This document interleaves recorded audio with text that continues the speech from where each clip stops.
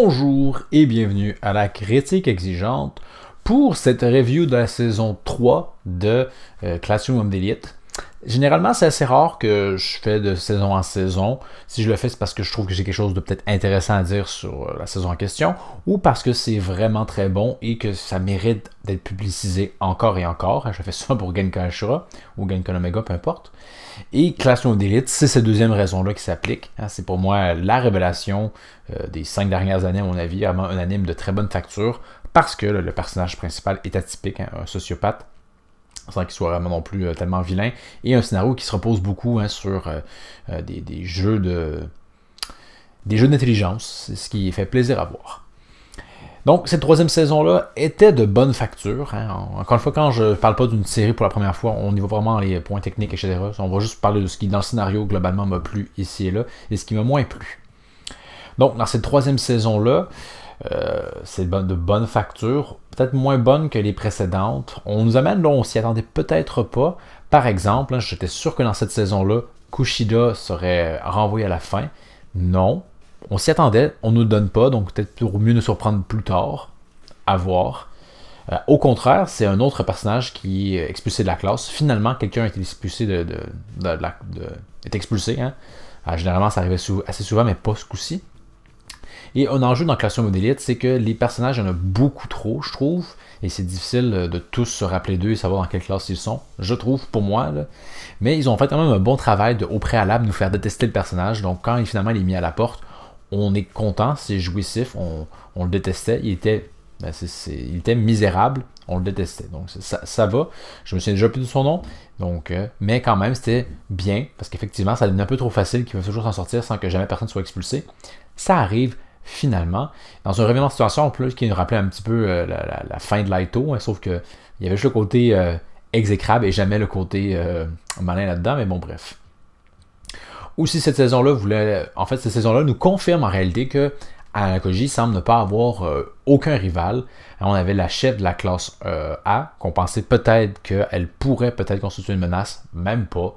Elle va réussir à gagner parce que le père d'Ayano va réussir à mettre finalement en place un de ses pions, qui va devenir directeur d'école, un poste de ce genre-là, et qui va tricher pour qu'Ayano perde. Donc c'est la seule façon qu'elle pourra gagner. Elle va concéder qu'elle a été vaincue. Et Ayano nous dira même qu'il ne peut pas se livrer à fond à la caisse parce que sinon il gagnerait vraiment trop facilement. Donc il y a un peu de sous-tension là-dedans. On nous dit qu'il y aura bientôt un nouvel élève qui sera membre de la Chambre Blanche. Peut-être qu'il lui posera un défi. Surtout qu'on sait que l'autre va interagir le directeur va interagir probablement pour tricher encore une fois. Donc comment est-ce qu'ils vont surmonter tout ça? Donc il y a peut-être plus de tension qui va s'installer pour la saison prochaine. Mais bon, pour l'instant, on a vraiment une consécration qu'il est trop malin pour tout le monde. Il n'y a pas de rivaux. Autre point qui m'a peut-être un peu déplu dans cette saison-là, c'est que c'était toujours un peu le cas, mais on met davantage l'accent sur le fait que Ayano a un peu son harem. Ichinose, on nous dit que clairement, elle est amoureuse de ce dernier. Et là, j'aime pas beaucoup ça. Mais quand même, la dimension harem-esque, vu que Ayano s'en fout un peu, ben au moins on tombe pas trop dans le fanservice pur. Il est encore un peu là, mais pas des tonnes. Mais je m'en serais bien passé que tout le monde tombe amoureux de lui. C'est quand même une œuvre qui est un peu plus réaliste, donc qui parvient à s'attirer les intérêts de tout le monde, alors que clairement, oui, il est très froid. Même s'il tente de faire comprendre qu'il ne l'est pas, là, son visage, lui, est très froid. Il y a Orikita, Shizune, qui évolue beaucoup dans cette saison-là parce que son grand frère finalement termine ses 3 années et quitte l'école. On attend un peu de voir vraiment si ça se transparaît tant que ça, parce qu'elle se coupe les cheveux, mais si c'est juste ça son évolution, c'est peu de choses. On est censé avoir une plus souriante, moins de marbre. Donc on a hâte de voir si vraiment ça se concrétise, mais c'est quand même bien que ça soit présent. Autre phénomène digne de mention, à mon avis, c'est la fin de la saison. Encore une fois, on a un peu un moment où on pense que Ayano évolue, on a accès à ses pensées pour se rendre compte que c'est non. Mais ce coup-ci, quand même, surtout pour le fan de service, c'est assez présent, donc il va vouloir effectuer des sorties romantiques avec Kei.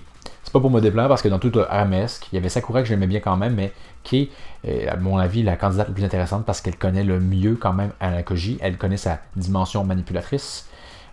bref, elle le connaît mieux, donc oui, elle se fait berner, mais quand même a plus des outils pour se rendre compte si elle se le fait, si elle est bernée.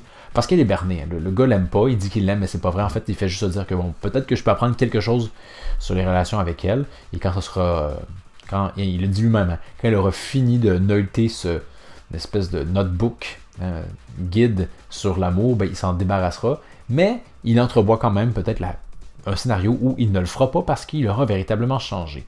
Donc on a un peu encore le même. Il n'a pas tant changé, dans le sens où il aspire quand même encore à apprendre ce que la Chambre Blanche n'a pas réussi à lui apprendre. Toujours un peu quand même plus sociopathe. On sent moins l'évolution chez lui, mais peut-être qu'il y en a une. Il semblait hésiter à faire le plan avec qui, mais finalement, ça s'effectue.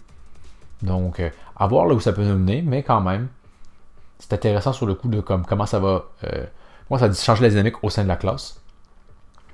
Il peut y avoir des choses intéressantes qui vont découler à partir de ça. Et qu'est-ce qu'il y a d'autre dans cette saison qui s'est passé? Pas grand-chose, honnêtement.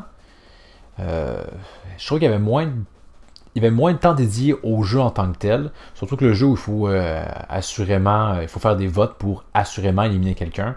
Ben, il n'y avait pas trop de failles dans le jeu. Ils ont réussi dans les autres classes à résoudre moyen que personne soit éliminé. Mais il n'y avait pas tant de réflexion de fou à ce niveau-là. Donc on peut conclure avec, à mon avis, le dernier point et le meilleur, à mon avis, pour cette saison-là. En fait, non, avant, le dernier point où j'ai moins aimé, j'ai oublié son nom, mais il y avait comme un peu le leader de la classe A, qui était le chic type, mais qui va un peu virer dans le côté obscur face au fait que quelqu'un sera expulsé et qu'on ne peut rien faire pour l'en empêcher. Et on révèle sa sombre nature et on apprend son passé où il finit par contrôler par la force une classe afin qu'il gère bien les choses, etc. etc. J'ai trouvé que ça n'avait pas été bien amené. Qu'on me dit ça et je me dis, ok, non, j'y crois pas. T'as rien démontré qui faisait croire que t'étais un peu comme ça. C'était vraiment un 360 complet avec Kushida, qui c'était un peu le même type de truc. C'était, je trouve, mieux ficelé. Avec lui, pas vraiment. Surtout que c'est pour le ramener sur des tracks normales. Je sais pas. Je trouvais que c'était comme là pour, on dirait, donner une histoire à ce personnage-là, mais que c'était moins bien ficelé.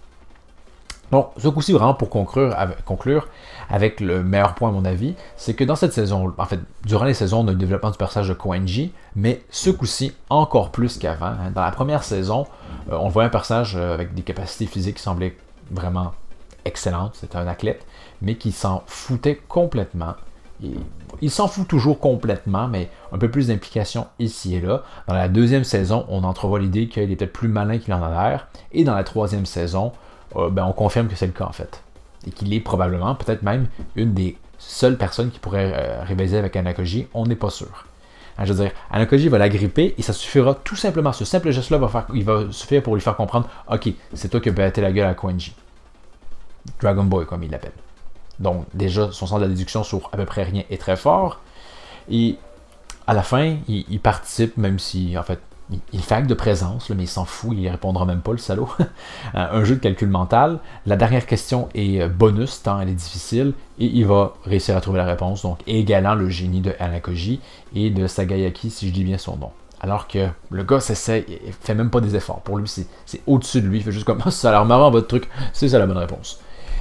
Donc, on a la confirmation qu'effectivement, il est vraiment c'est un génie un peu plus dans le chaos. On ne connaît pas c'est quoi son agenda. Et j'ai hâte de savoir si on va l'apprendre. Pourquoi il est là? Pourquoi il a l'air de s'en foutre à ce point-là?